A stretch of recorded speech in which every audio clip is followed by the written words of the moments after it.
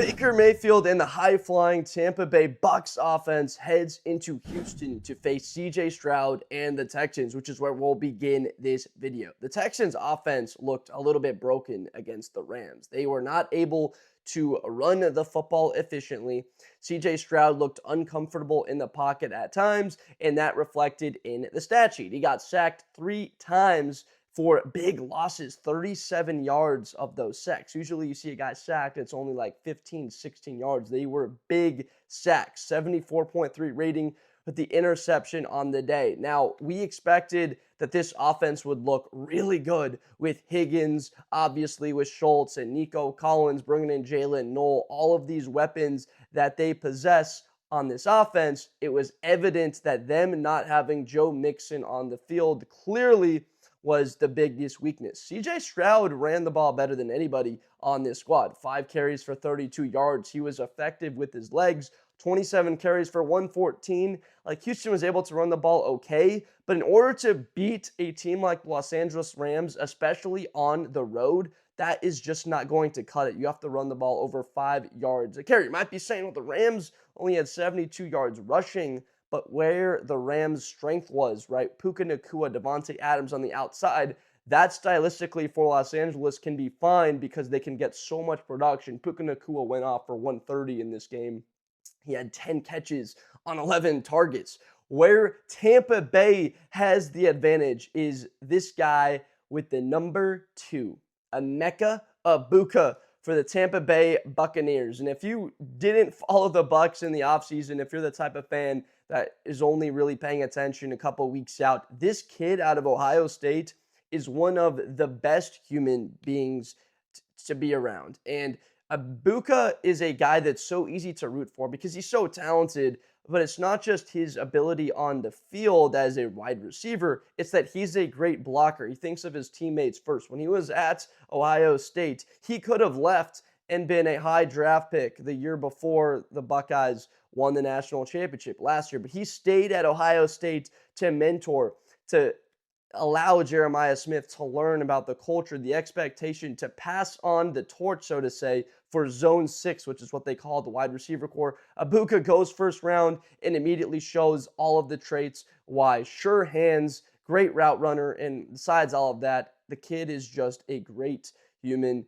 What a funny fact is that you see Emeka's mom at this game. She always wears a jersey that says Emeka's mom on the back of it, so it's a funny little thing. I saw her at the Rose Bowl. Didn't go up or anything, but it's just a funny, cool little thing there for Egbuka. But Mike Evans, of course, had 51 yards, got targeted 8 times by Baker, so it's obviously they're going to him early and often. In Tampa Bay, they didn't run the football as well as I would thought either. So in this matchup, Houston versus Tampa, I'm immediately thinking about the run game because obviously Baker Mayfield and his touchdowns and yards through the air and CJ Stroud, year 3, you're expecting a jump between his play last year that Houston can be a team to get to the AFC Championship game. You got to the divisional round the past 2 years. Where's that jump? I really think that Houston is, and before the season, I predicted the Texans to play the Ravens in the AFC Championship game. Really high on them, not just because of Stroud, but because of the defense. So this matchup is fascinating.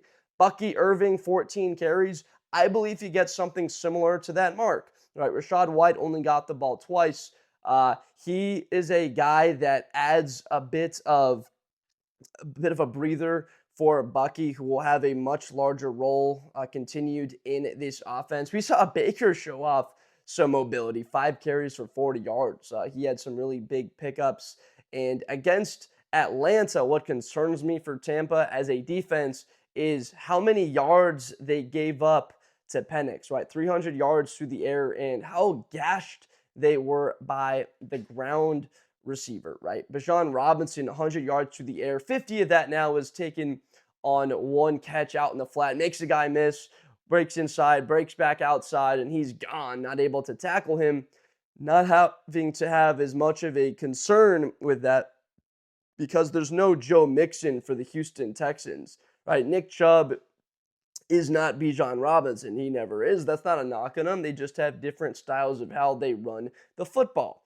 Early leans in this game, it's very tough to say. Like, I have an idea of who I think wins this game. That might change by the end of this. 42.5 points. They are banking on a lot more defense immediately. I'm like, there's going to be more points scored. We saw a bit of sloppiness from both of these teams. Houston didn't even get into the end zone. Tampa Bay had chances to pull away in this game. Baker, 17 of 32.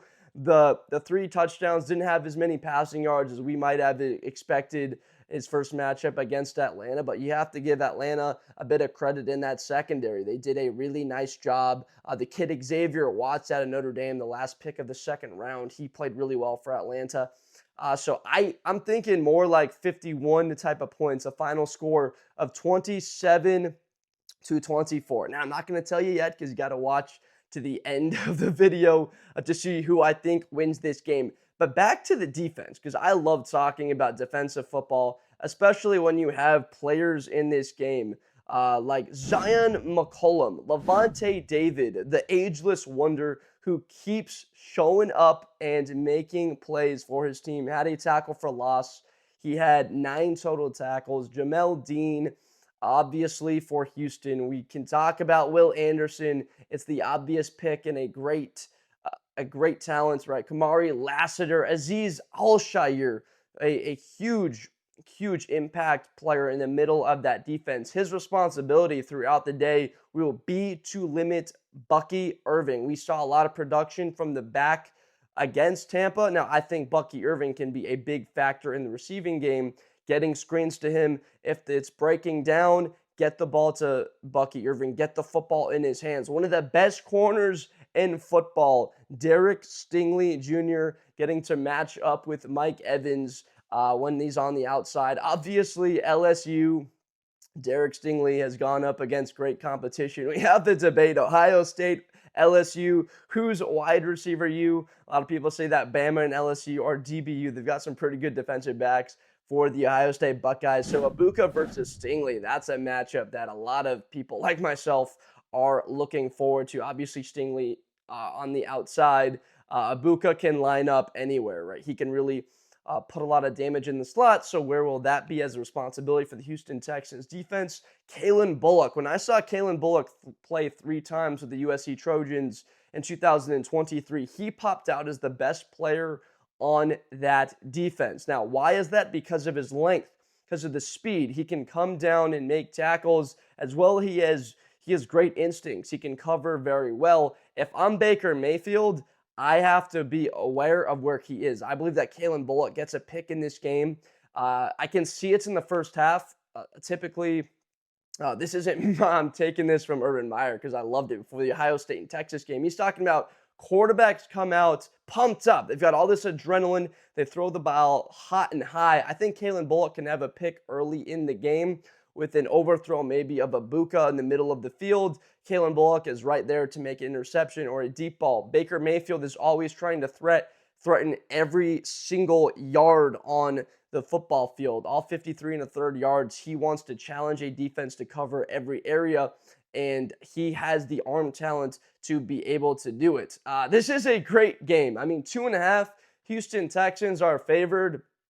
That sounds about right. This game will be within that margin. Again, I believe a lot more points. They're banking on the Houston Texans offense not operating as efficiently as they had in previous seasons. I believe that's a little bit of a mistake. So if you're thinking about more points in this game, immediately that's where I'm thinking. Tristan Wirfs, right? Injury to him. He's not back till probably week 3, week 4. Not sure if Benjamin Morrison, the corner for Tampa Bay, great player with Notre Dame. We mentioned Xavier Watts, 2 guys that got him to the Natty game. Benjamin Morrison not there in the national championship. That play with Jeremiah Smith, the touchdown, 3rd and 11, it probably would have been Morrison in coverage instead of Christian Gray on that play, one of the best secondaries in football. Chris Godwin, not expected to return, so some of these injury updates. Christian Kirk, does he play in this game? Maybe will he have an impact? Former Buckeye Cade Stover, again, questionable for this one. So as of right now, all those players, I'm not sure of their status and whether or not they'll be out on the field. A couple of them are out, so we don't know that they will be playing. Obviously, injuries play a major factor, but the largest factor will be the quality of pass rush. how good of a pass rush does Tampa Bay's defense have in getting after CJ Stroud? Because one sack is not enough, right? That already was a great addition. Hassan Reddick coming up with a big play for that Tampa Bay defense in getting into the backfield. They had 7 tackles for loss. They were getting into the backfield, but you got to bring the quarterback down. You have to get CJ Stroud and Michael Penix have very similar athletic profiles, ability to get outside. 6 of 15 on third down for Atlanta, so obviously that was a huge key. Tampa Bay lucked out that Koo swiped that field goal wide right. I mean, it really looked like that game was for sure headed to overtime.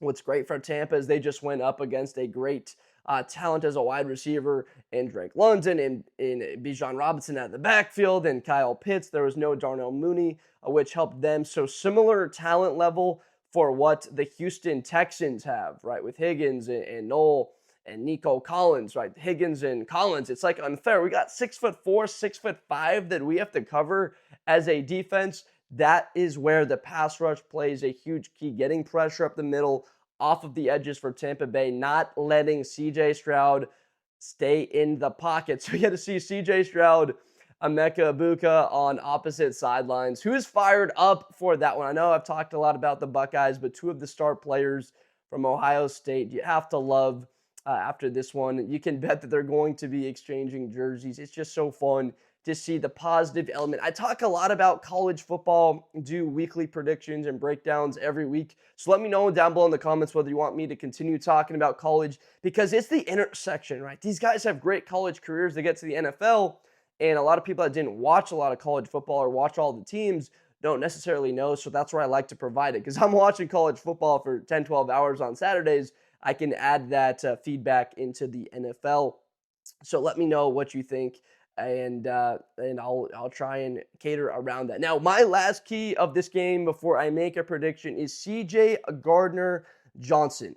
He can get in your head. So if you're Evans, you're Egbuka, do not let that man disrupt your mental space. Get in your head, because we've seen guys do it. He has the ability to just mentally break you down. And so this will be a great test for the rookie Egbuka, for that wide receiver core, for guys on offense for Tampa Bay. Do their thing. Baker Mayfield does like to talk his stuff. So my prediction for this game, I have the Houston Texans pulling out the win 30-27. So they barely cover the spread.